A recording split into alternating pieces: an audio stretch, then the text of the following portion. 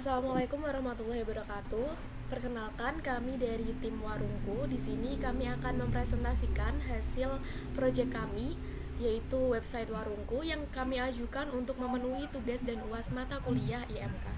Sebelumnya, perkenalkan, saya Alvina Latifah Masari,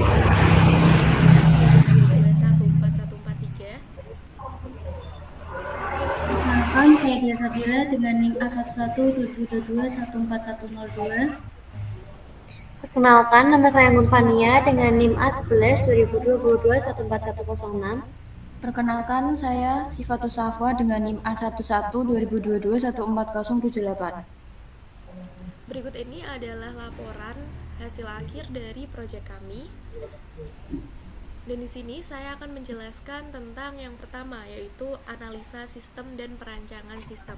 Untuk analisa sistem tersendiri itu ada kebutuhan fungsional, di mana kebutuhan fungsional ini ada registrasi dan login pengguna seperti halaman register dan login.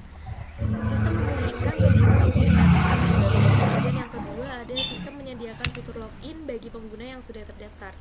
Kemudian yang kedua adalah manajemen profil pengguna. Halaman edit profile. Di sini pengguna dapat mengedit dan memperbarui informasi profil mereka. Kemudian pengguna juga dapat melihat riwayat pemesanan mereka. Yang ketiga ada pencarian dan penjelajahan produk atau biasa disebut dengan halaman search. Di sini ada sistem menyediakan fitur pencarian produk berdasarkan kata kunci.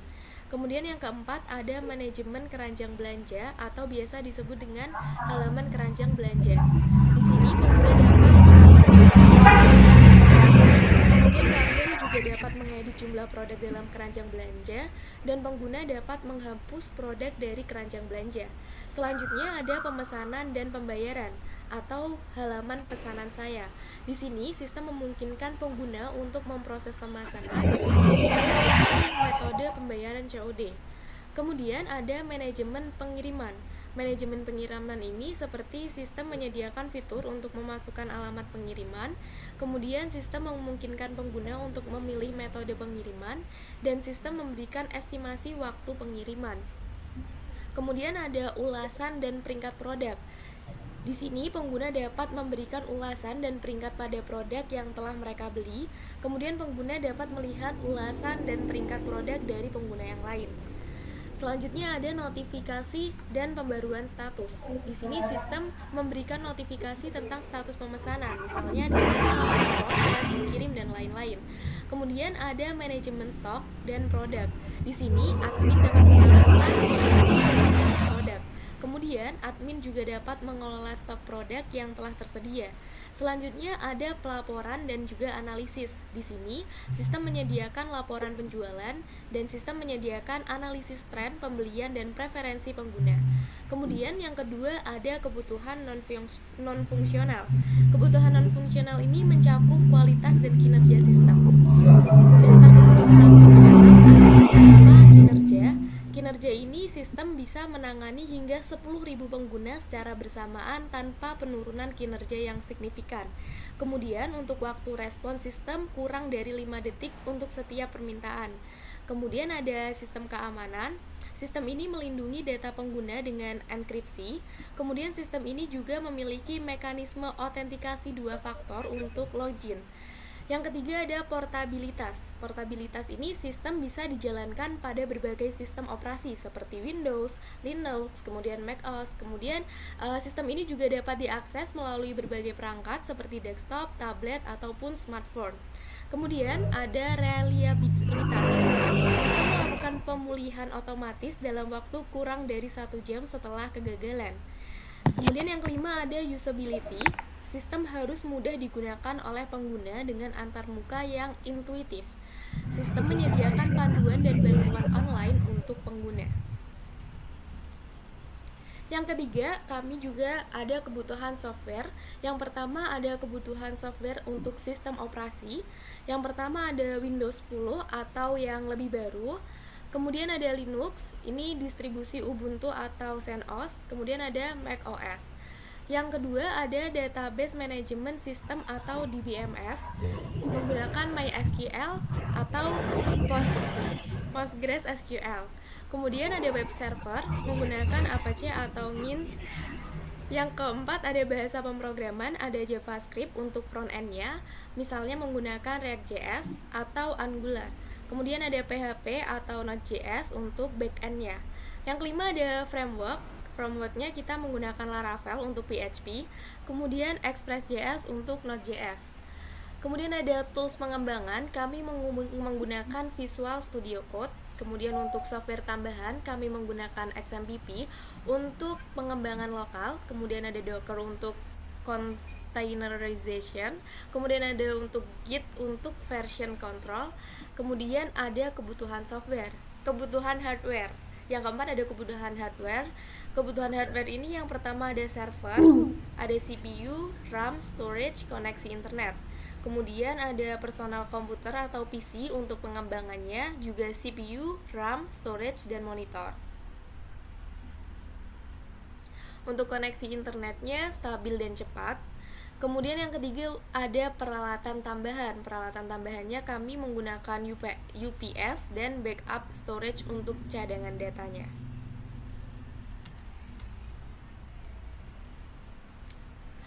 Untuk perancangan antarmuka akan disampaikan oleh Dea Sabila.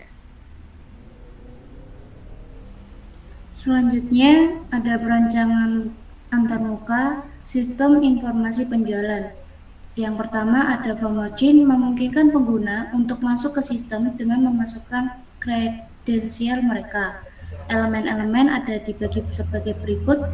Yang pertama ada user, bidang untuk memasukkan nama pengguna, 2 password, bidang untuk memasukkan kata sandi, 3 tombol login untuk memulai proses autentifikasi, dan terakhir tombol untuk mengarahkan pengguna ke proses pemulihan kata sandi. Yang kedua, form pilih barang, memungkinkan pengguna untuk memilih barang yang diinginkan untuk dibeli. Elemen-elemennya sebagai berikut. Yang pertama ada daftar barang, tampilan daftar barang yang tersedia dengan informasi seperti nama, barang, gambar, harga, dan deskripsi singkat. Yang kedua ada filter, fitur untuk memfilter barang berdasarkan kategori, harga, dan atau kata kunci. Yang ketiga keranjang belanja, tampilan keranjang belanja yang menunjukkan daftar barang yang dipilih beserta jumlah dan harga total. Yang terakhir tombol tambah ke keranjang, tombol untuk menambahkan barang yang dipilih ke keranjang belanja. Yang ketiga ada form pembayaran, memungkinkan pengguna untuk menyelesaikan metode pembayaran dan menyelesaikan proses pembelian. Elemen-elemennya yang pertama ada metode pembayaran.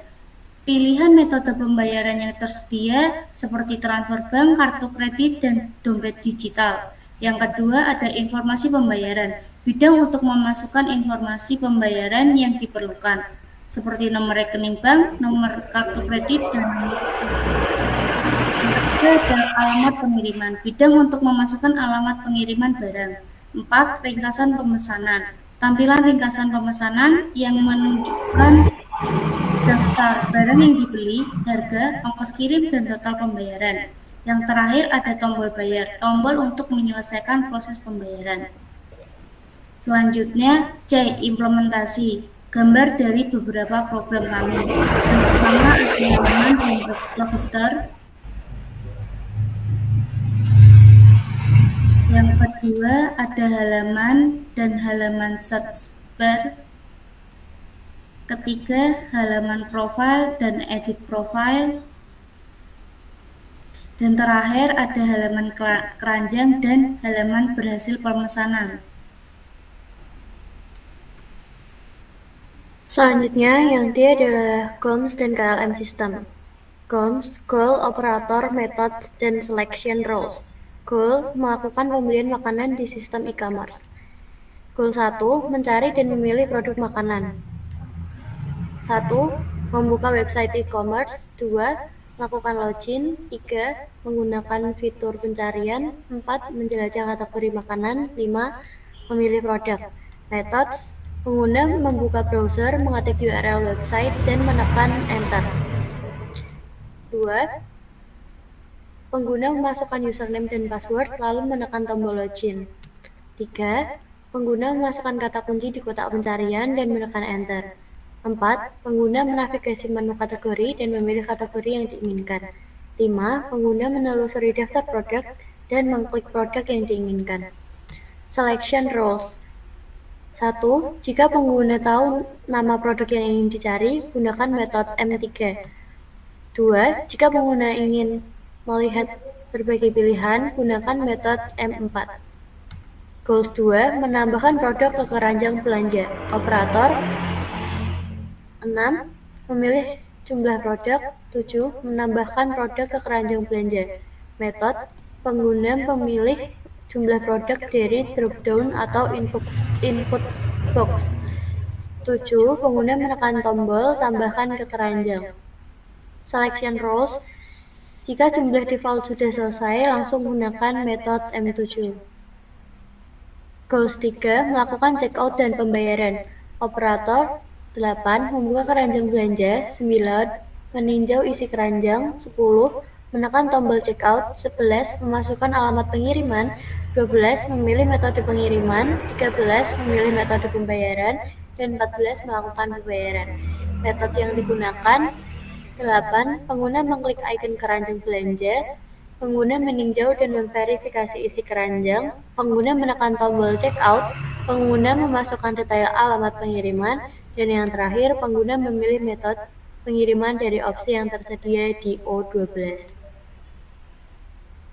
Kemudian ada pengguna memilih metode pembayaran yang ada di 13.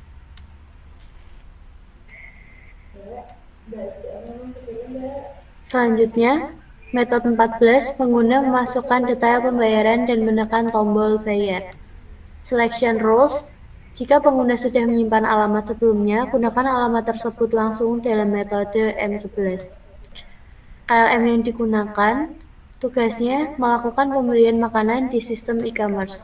Tugas 1, mencari dan memilih produk makanan.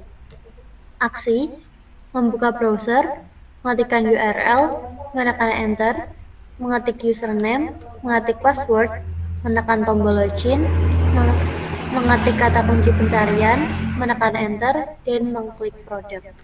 Tugas 2, menambahkan produk ke keranjang belanja. Aksi yang dilakukan, memilih jumlah produk, menekan tombol tambahkan ke keranjang.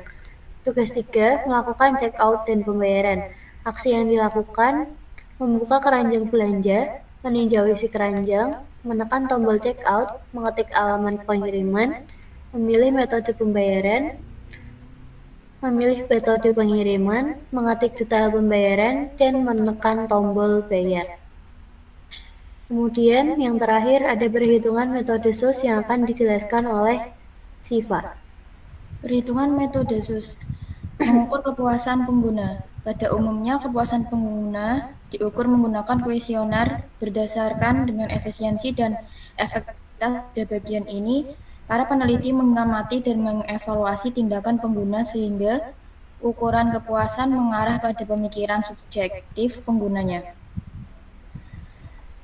Sistem Usability Scale Questionnaire SUS. Kuesioner SUS banyak digunakan karena keunggulannya dalam pengelolaan yang cepat dan murah. Kuesioner SUS telah digunakan lebih dari 25 tahun. Berikut merupakan pertanyaannya. Yang pertama, saya merasa sering ingin menggunakan sistem ini. Yang kedua, saya merasa sistem ini rumit. Yang ketiga, saya merasa sistem ini mudah digunakan. Yang keempat, saya merasa butuh dukungan teknis untuk dapat menggunakan sistem ini. Yang kelima, saya merasa fitur-fitur dalam sistem ini bermanfaat. Yang keenam, saya merasa ada terlalu banyak inkonsistensi dalam sistem ini. Yang ketujuh, saya merasa orang lain akan belajar menggunakan sistem ini dengan cepat. Yang kedelapan, saya merasa sistem ini tidak mudah digunakan. Yang kesembilan, saya merasa menggunakan sistem ini. Aplikasi ini sangat bermanfaat. Berikut adalah data tabel responden. Untuk kode X itu yaitu rumus perhitungan untuk pertanyaan ganjil. Dengan menggunakan rumus X sama dengan responden dikurangi N-1. Untuk yang Y, menggunakan perhitungan X sama dengan 5 sama dengan hasil responden dikurangi min 1. Untuk Z adalah hasil semua responden kemudian dikalikan 2,5. Selanjutnya, untuk total nilai SUS masing-masing responden, total nilai SUS untuk menghitung rata-rata skor nilai SUS keseluruhan, total nilai SUS 480. Rata-rata skor SUS sama dengan 480 dibagi 10 sama dengan 48. Rata-rata skor SUS keseluruhan adalah 48. Berdasarkan rata-rata skor SUS keseluruhan 48, kategori kegunaan aplikasi Warungku adalah cukup. Terima kasih.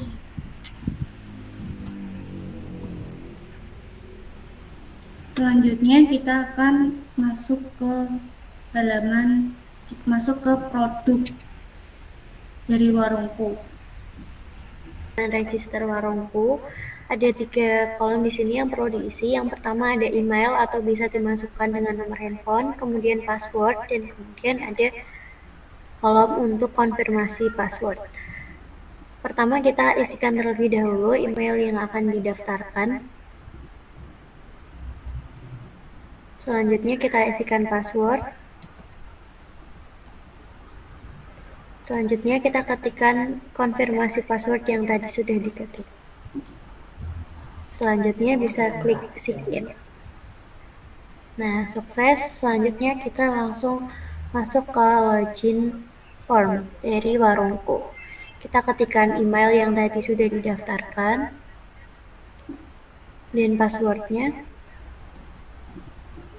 Kemudian kita klik login. Nah, karena di sini terjadi invalid, bisa dicek terlebih dahulu.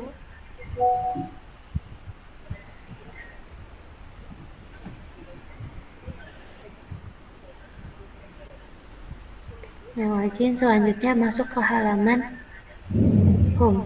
Jika berhasil masuk ke halaman home. Ada beberapa fitur di halaman home, ada produk-produk yang akan ditampilkan, promo makanan yang ada, dan ada beberapa produk yang menjadi prioritas kami, beef burger dan cheese pizza. Jika diklik button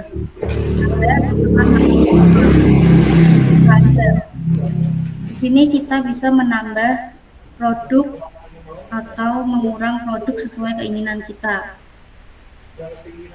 Jika kita tidak jadi memilih, kita silang saja. Ada beberapa catatan yang akan dibuat oleh user.